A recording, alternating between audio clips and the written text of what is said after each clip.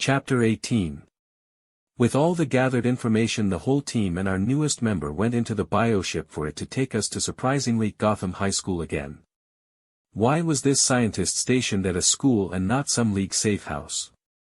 I cursed as I realized I had to go back to a school again twice a week. And as a prior adult, that just rankled my thoughts and brought back all the cringe memories of my own high school life. Gotham High School is fortified to withstand gang siege and to protect the students in the case of one of Gotham's villains decides to just shoot a few mortars or something at the school for the hell of it, Artemis explained, and when we looked to her, she shrugged. Hey, tall, scary, and handsome already let the cat out of the bag on me being a Gothamite. She said as she pointed at me.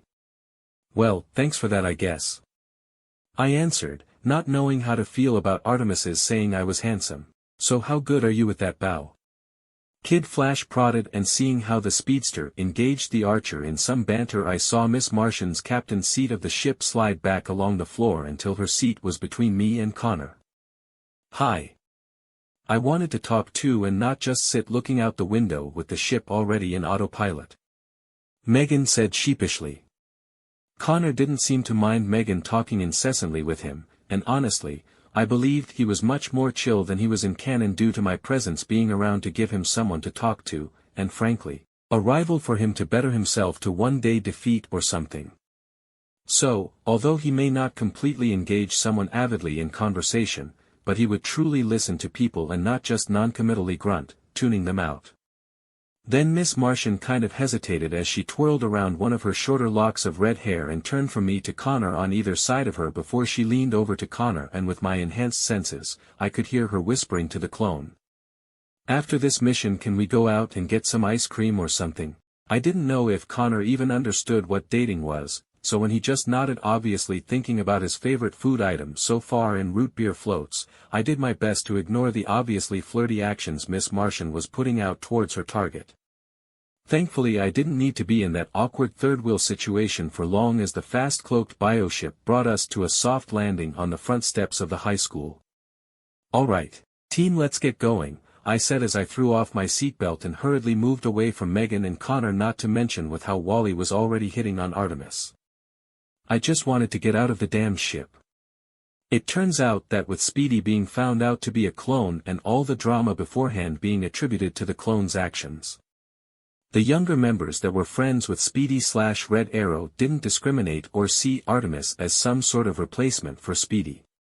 They just saw her as a hot girl proudly showing off her well-sculpted body in tight yoga clothes, which, although better for teen cohesion, did leave with some rather funny moments, like when Miss Martian put in the mental link and Robin and Kid Flash began competing for her attentions, and she however locked onto me and Connor for our more muscular and mature forms. Although I wasn't part of the mental link, I could take some Ks from the way Robin was trying to walk in front of the team as though leading us, and Kid Flash saying how he knew the school like the back of his hand even though he had never even been here before we dealt with the Amazo android previously. Finally, I was saved from the simmering to a boil pot of teenage hormones as Black Canary slid out of the shadows of one of the hallways with her arms folded over her chest as she spoke tiredly. About time you guys got here. I am exhausted and the League of Shadows keeps sending chaff here to wear me down, and it's not like I can leave my VIP to escort the damned killers into a police car.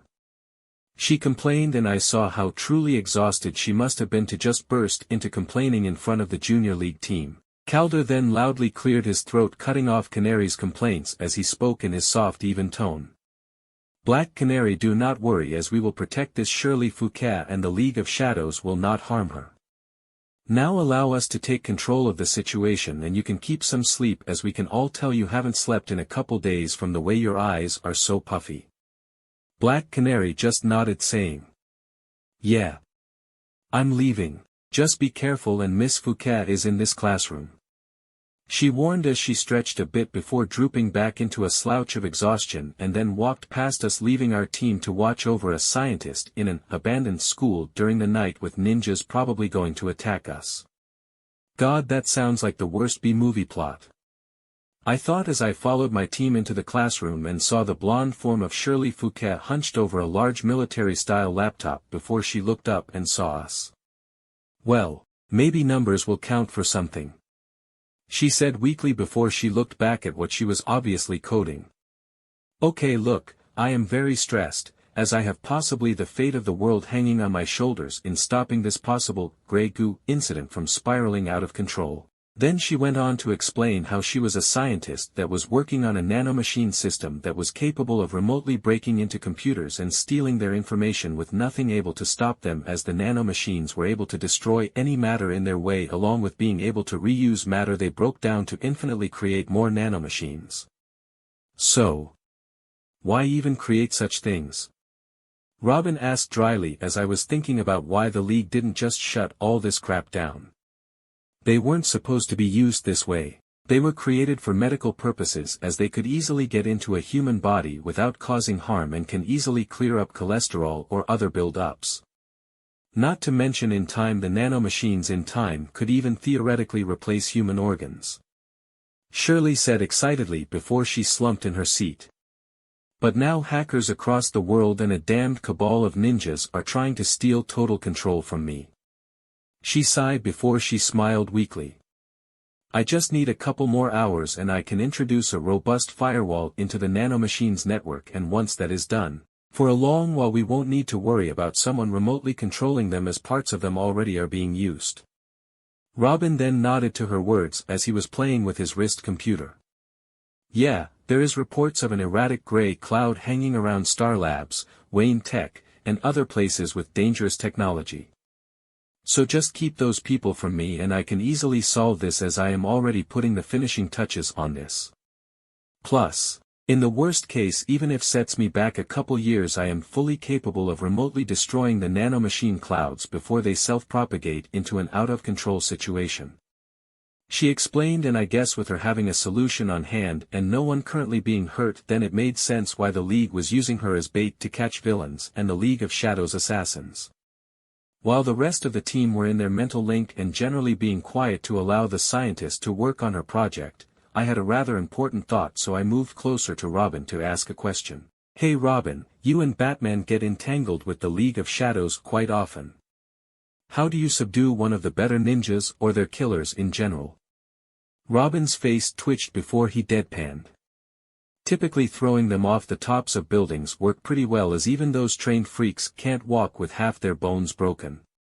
But otherwise, don't account for zip ties or anything like that to work, as they are well trained to pop their joints out of place, so even bending rebar around them for people with super strength doesn't work, as Bane can attest. Okay, so smash them into an unmoving pulp is the plan. I thought before I went back to sitting beside the classroom's windows in one of the uncomfortable school seats and kept pinging my pesquisa to see if I could sense if people were around. And more than 20 minutes later I twitched as I felt the signature of 3 others hit my senses. We got 3 people incoming. I called as I focused on the 3 and watched them split up.